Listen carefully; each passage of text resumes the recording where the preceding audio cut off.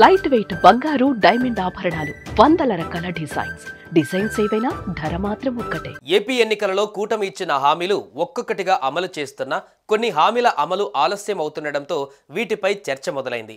ఈ నేపథ్యంలో సూపర్ 6 హామీల అమలు విషయంలో సీరియస్ గా ఉన్నారు టీడీపీ అధినేత ఏపీ సీఎం చంద్రబాబు. ఎట్టి పరిస్థితులలో ఇచ్చిన హామీలను అమలు చేయాలని చెబుతున్నారు. ముఖ్యంగా ఏపీలో మహిళలకు ఉచిత బస్సు, అమ్మఒడిపై ఎప్పటి నుంచో కసరత్తు సాగుతున్నా అది కార్యరూపం దాల్చలేదు. అయితే వీటిపై ముందడుగు వేసింది ఏపీ ప్రభుత్వం.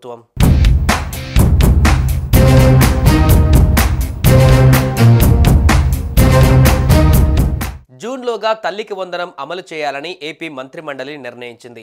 ఎన్నికలలో హామీ ఇచ్చిన మేరకు ప్రతి ఇంట్లో పాఠశాలలకు వెళ్లే పిల్లలు ఎంతమంది ఉంటే అందరికీ పథకాన్ని వర్తింపజేద్దామని సీఎం చంద్రబాబు అన్నారు. ఒక్కొక్కరికి 15,000 చొప్పున ఇవ్వనున్నారు. ఇక రైతులకు ఏడాదికి 20,000 చొప్పున పెట్టుబడి సాయం అందజేసే అన్నదాత సుఖీభవ పథకాన్ని కేంద్ర ప్రభుత్వం పీఎం కిసాన్ పథకం కింద ఎప్పుడు నిధులు విడుదల చేస్తే అప్పుడు అమలు చేయాలని మంత్రిమండలి సమావేశం నిర్ణయించింది.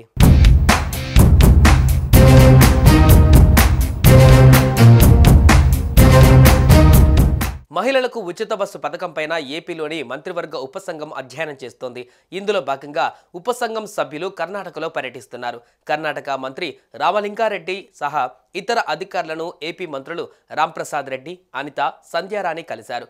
ఆ రాష్ట్రంలో అమలవుతున్న ఉచిత బస్సు ప్రయాణం పైన అధ్యయనం చేశారు. కర్ణాటక బస్సులలో ప్రయాణిస్తూ మంత్రుల కమిటీ వివరాలు అడిగి తెలుసుకుంది.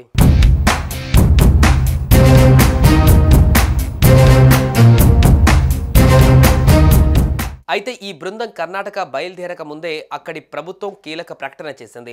బస్ ఛార్జీలను 15% పెంచుతున్నట్లుగా ప్రకటన చేసింది. అంటే ఫ్రీ బస్ ఖర్చు అంతా ఇతర ప్రయాణికుల మీద వేస్తుందన్నమాట.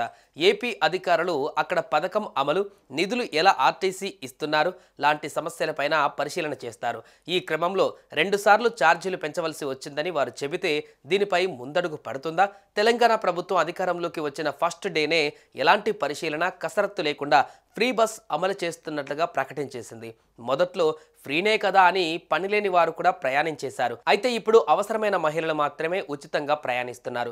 ఏపీలో ఎలాంటి ప్రారంభ సమస్యలు లేకుండా జాగ్రత్తలు తీసుకోవాలని చూస్తున్నారు. 1000 బస్సులు కొని ప్రత్యేక సిబ్బందిని కూడా నియమించుకోవాలని భావిస్తున్నారు. అలాగే అనవసర రద్దీ ఉండకుండా ఉమ్మడి జిల్లాల పరిధిలోనే ఈ పథకాన్ని వర్తింపజేసే ఆలోచనలో ఉన్నారు.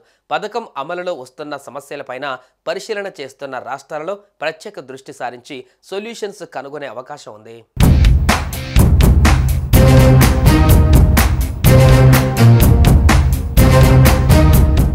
సుమన్ టీవీలో మీ పర్సనల్ అండ్ బిజినెస్ ప్రమోషన్స్ కోసం కింది నెంబర్కి కాంటాక్ట్ చేయండి.